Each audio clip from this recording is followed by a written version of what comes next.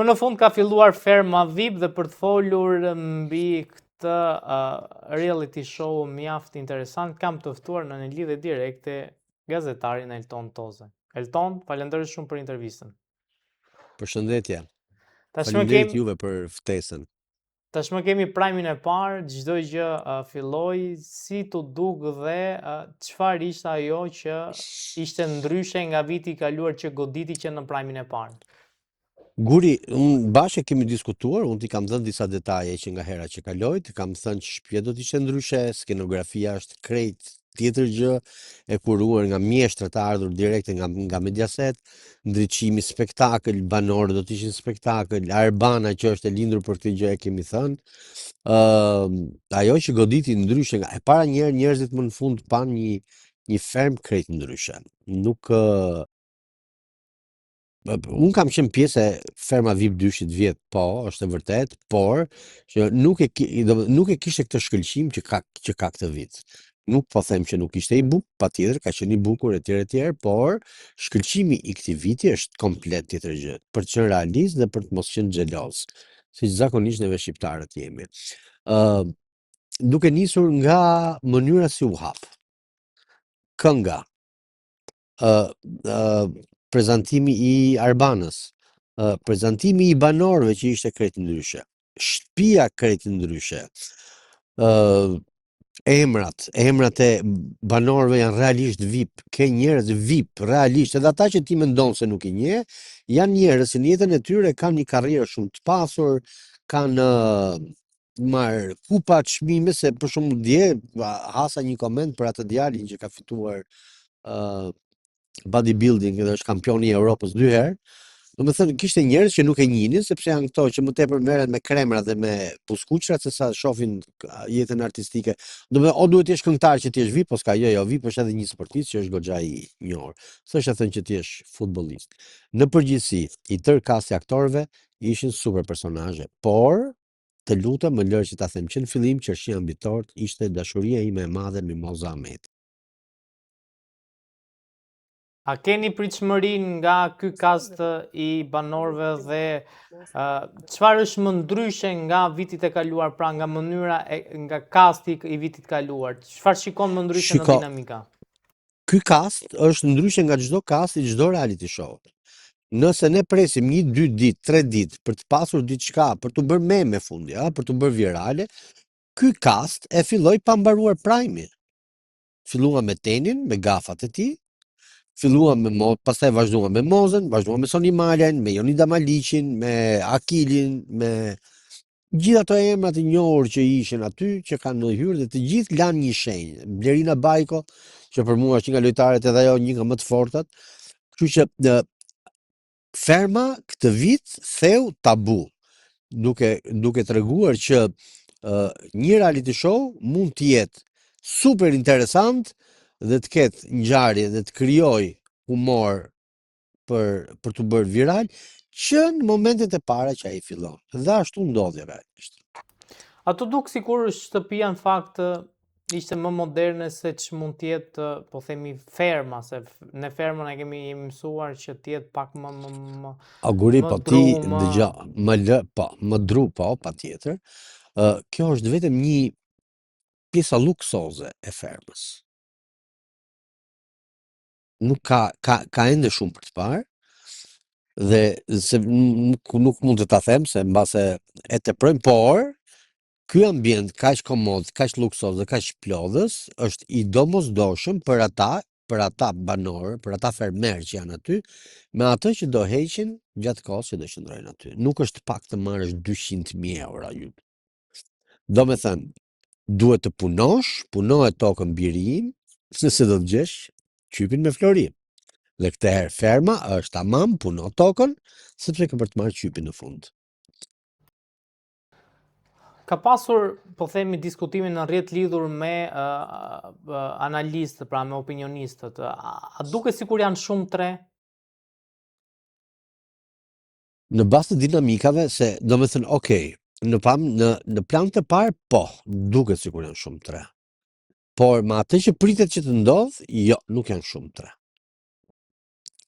Domethënë situatat, ngjarjet, mënyra se si do zhvillohen të tëra gjërat janë më se të mjaftueshëm 3. Më Elton, si e pak do të ishin priti, pak, më shumë do të ishin shumë. 3 janë fiks. si e priti publiku rikthimin e Arbana Osmanajt edhe Ernir në ekran? Po për herë të parë, një reality show është ndjekur në live stream nga 450.000 vetë. Të është si mund ta ketë pritur publiku. Ka pas kërshëri, ka pas pritje goxha të gjatë. Është një lëvizje shumë e zgjuar e Vita Productionit, duke kontaktuar Arbana Osmanin, duke e ditur që publiku e donte, e kërkonte, patjetër. Unë kam thënë ajo është e lindur për këtë format. Fakti që ajo është e lindur për këtë format, njerëzit kanë pritshmërinë, presin, duan atë mënyrë, Arbana ka ata që i quajnë besnikët e saj për të ndjekur për të bërë një reality show, një lloj siç ka Ledioni të vetët. Por Ferma këtë vit ishte me një super pritshmëri, jo vetëm prej kastit që fliteshe, jo vetëm se do të ishte Arbana si autore, producente, bashkë me Olta Dulakun e tjerë, jo se do të ishte Eduard Grishe, por sepse njerëzit i kishte marrë malli për moderimin e Arbanës. Dhe ajo e tregoi shumë qartë, unë po shikoja live streamet tani, se për shkak se jam në një udhtim, nuk e kisha mundësinë që ta shikoja në televizor, po i ndjek nga telefoni im. Dhe live streamet janë, të lutem, janë goxha lart. Janë goxha lart aktualisht që ne flasim, janë mbi 20.000 në një kanal. Në YouTube pa llogaritur ata që kanë abonimet, pa llogaritur Nimi TV, pa llogaritur të gjitha platformat e tjera që ata janë. Vetëm në YouTube, në një kanal, ku për momentin ishte Vis Pupa duke diskutuar me atë modelin që ngeli pa rroba dje, që ja rrova emrin unë tash. Shikueshmëria ishte mbi 20.000. Kështu që kam mendimin që Ferma po thyn çdo lloj rekordi deri tash. Elton, ka pasur diskutime në rrjet që Arbana Osmani është nostalgjike për Big Brotherin dhe madje edhe shtëpia ka një lloj, po themi, arredimi siç ka qenë Big Brother 1 dhe 2. Ku e shikoni juve këtë? Publiku, komentet. Publiku tash. Si mund ta arredosh tjetër një shtëpi në një vend ku do ulen 24 banor? Përveç se një koltukut të madh ku mund të. Si mund të bësh një shtëpi me një tavolinë të madhe? Me ferm. Po pse 2 kat 3 kat? Po si do t'i ulesh? 5 poshtë 5 lart 5 lart? Po, pse jo? Do t'i ndash. Po do vuajn, janë 200.000 euro. Po do vuajn jashtë ata. Po do vuajn jashtë ata. Për të fjetur do ften rahat. Që jo, nuk ka asnjë kopimi, është gjë. Ferma vi. Atë e bëjnë. Po, më thuaj. Një reality show që mund t'i shkojë Arbana Osmani.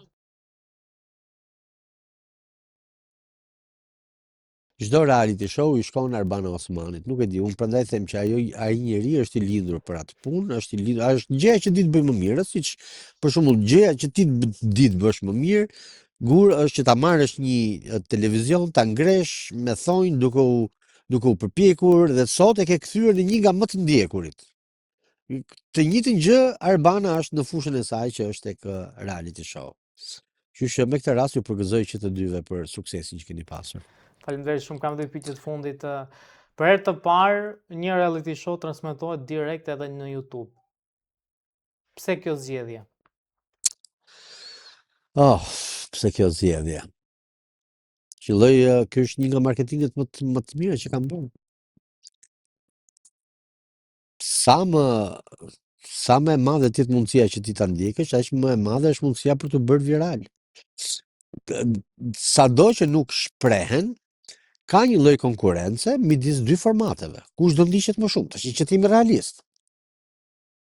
Dhe nëse nuk gaboj, po le të bëhem pak Nostradamus, siç unë kam zakon, dhe ti e di që mua mdali kur i bëj parashikimet, do tentohet sot që të intimidohen deri diku klikimet që ka pasur Ferma. Dhe të nesërmen do deklarohet sikur show i radhës Big Brother pas ka thyer çdo lloj limiti. Është një lloj konkurrence, është konkurrence e klikimeve, kështu që çfarë ka bërë Ferma VIP? Ka gjetur këtë që për 2 javë të jetë falas në 2 kanalet e veta në YouTube.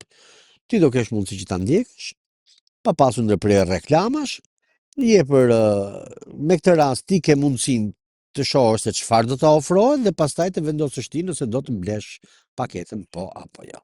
Kështu që për mua është shumë fair dhe shumë e drejtë. E Tom, faleminderit shumë për intervistën. Faleminderit juve.